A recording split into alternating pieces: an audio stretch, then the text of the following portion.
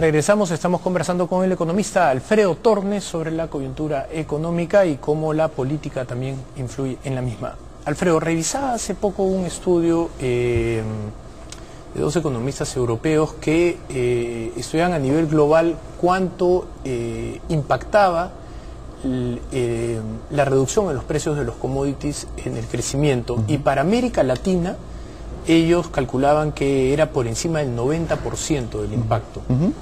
¿Tú estarías de acuerdo con ellos? Sí, hay un estudio que lo ha hecho el Fondo Monetario, Alex Werner, que es el director para el hemisferio occidental, y ellos muestran que el windfall gain es más o menos 90%. Yo pienso que aquí hay algo que hay que notar y que es muy importante. Siempre los economistas hemos calculado el crecimiento como la suma de tres componentes: capital, trabajo y lo que se llama el apuro total de los factores. Pero nunca los economistas hemos incorporado en este análisis cuál es el efecto de los commodities, ¿no?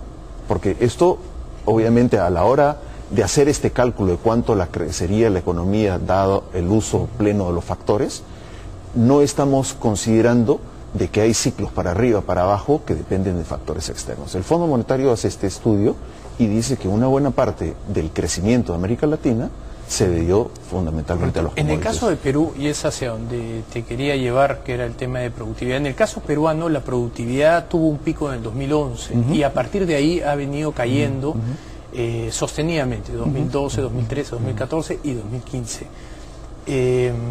Eso no tiene que ver con factores externos. Lo que pasa es que el cálculo, o sea, a ver, no queremos ser muy técnicos. El cálculo de la productividad total de factores, y yo lo he hecho cuando he estado en el Banco Mundial, necesita una serie del acervo de capital y del acervo de trabajo. Esos datos no existen en el Perú.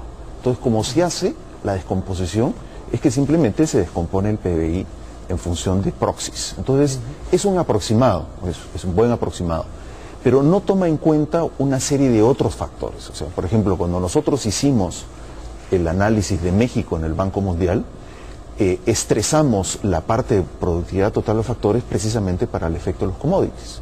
Yo estoy seguro que si hubiésemos estresado el estimado que tiene el Banco Central, nuestra productividad total de los factores hubiese salido menor de lo que realmente es, ¿no? Entonces, yo no quisiera entrar ahí en el detalle si es la correcta o no es la correcta. Lo cierto es de que, si bien es un ciclo, a diferencia de otros ciclos de los commodities, donde el Perú ha invertido más, y eso está en las cifras del Banco Central, yo pienso que una buena parte se ha debido a factores exógenos como han sido los precios de los commodities. Esto ya es una pregunta de pura curiosidad. ¿Por qué, siendo la productividad como variable la mejor explicación del crecimiento de los países en el largo plazo, por qué en el Perú no le damos tanta importancia, ni siquiera la medimos, como tú bien señalas? Primero, que no tenemos las estadísticas, Juan José. O sea, el INEI no tiene las estadísticas como para hacer este cálculo. Y en segundo lugar, yo pienso que el concepto de productividad, o sea, más de productividad, de competitividad, de alguna manera engloba otros factores, y creo que la mejor idea es lo que saca el World Economic Forum, que es un trabajo de muchísimos años, muy pensado, y creo que yo lo tomaría como el mejor indicador. Lo que sería ideal, que es lo que tú planteas, es que nosotros tuviésemos un índice local, creo que el IPE ha trabajado en eso, pero donde podemos descomponer la productividad para cada una de nuestras regiones y poder ver... McKinsey también hace eso. McKinsey también lo ha hecho. Global y países, ¿no? Pero sería ideal que nosotros tengamos el nuestro, para nosotros ver cómo va Arequipa contra Apurímac o contra Moquegua. Es increíble, de verdad, que ni siquiera nos hayamos puesto a revisar cuál es la data que falta, porque tampoco debe faltar toda la data, serán algunos datos específicos los que faltan para poder medirlo. Australia tiene una oficina que viene a ser una especie de esta mesa del MEF, que es la que hace el estudio de viabilidad de un proyecto, en el que solo mide productividad. Y si el proyecto suma a la productividad, se hace, y si no suma a la productividad, se descarta. Es así de importante para ellos. Es que ese punto que tocas es crítico. Y yo he sido un crítico, por ejemplo, de Proinversión. Hoy día nosotros no tenemos ningún ranking de los proyectos en función o de su rentabilidad social o de su rentabilidad comercial, económica. Por ejemplo, el gasoducto del sur, la línea 2, todos. Talara, ese tipo de proyectos se deberían de medir de esa manera. No solamente eso, sino los proyectos ya a nivel de municipalidad, a nivel de región. O sea, algunos alcaldes pues hacen de repente pues una estatua, ¿sabe Dios a quién? Lo que hay que medir es el impacto marginal del último sol que nosotros invertimos como sector público sobre el crecimiento futuro. Sobre eso conversábamos hace muchos meses con Ricardo Lago, justamente porque en una etapa de desaceleración, la mayoría de personas salen a decir, bueno, gasten, inviertan, hagan lo que sea para que haya dinero en la economía y se movilice.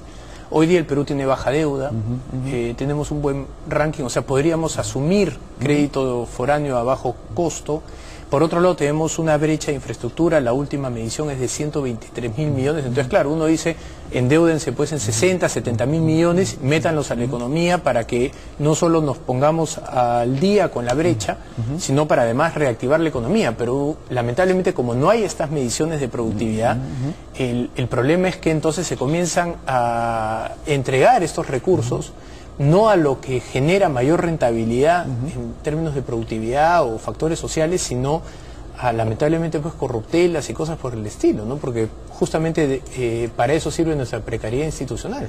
Es que yo pienso mucho, la gente ha hablado mucho de Tía María. A mí me sorprende leyendo la prensa que hayan dos cosas que no se hayan mencionado. Una es la distribución del canon. O sea, el canon tiene que cambiarse. O sea, no puede ser de que a los sectores más marginados no reciban un centavo. O sea, la discrecionalidad del gasto público es una herramienta básica. O sea, el componente que nos permite a nosotros compensar a sectores más desfavorecidos por este tipo de proyecto es precisamente nuestro presupuesto. Y si nosotros perdemos esa discrecionalidad en el gasto público, entonces perdemos un instrumento clave. El segundo es Proinversión. Proinversión no se ocupa de todos los proyectos. O sea, el Ministerio de Transporte y Comunicaciones hace sus proyectos, sus carreteras y sus cosas por allá.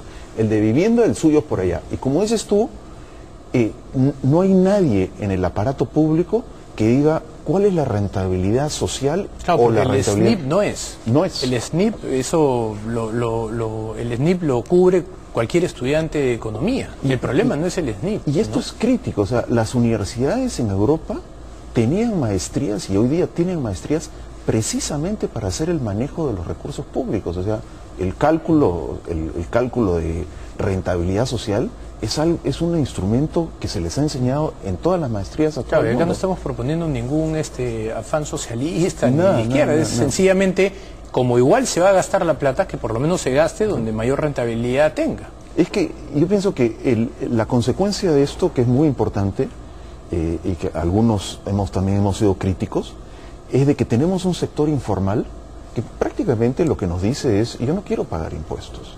Y en parte no quiero pagar impuestos porque no veo ningún beneficio.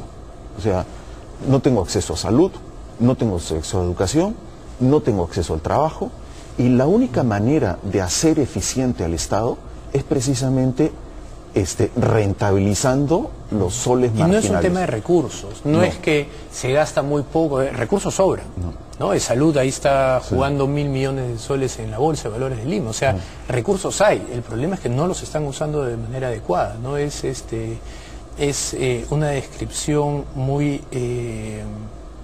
no pesimista, sino lamentablemente, pues que eso no genera mucho optimismo en el futuro porque no hay nada que vislumbre un cambio en el tiempo, ¿no? Ahora, yo pienso que estas son cosas que si bien se critican, son cosas que se pueden hacer. O sea, no son cosas que es una ciencia oculta por ahí. O sea, como decíamos hace un rato, todas estas cosas están a nuestro alcance y al alcance no solamente de nuestro gobierno, sino de cualquier gobierno, como tú mencionas, Australia. México, por ejemplo, tiene un instituto de competitividad que se dedica a medir la competitividad y la productividad de todos los sectores de la economía. Y es totalmente independiente, es una ONG. De acuerdo. Muy bien. Alfredo, te agradezco muchísimo por tu visita. Gracias. Bueno, muchísimas gracias. Bien. Gracias a todos ustedes.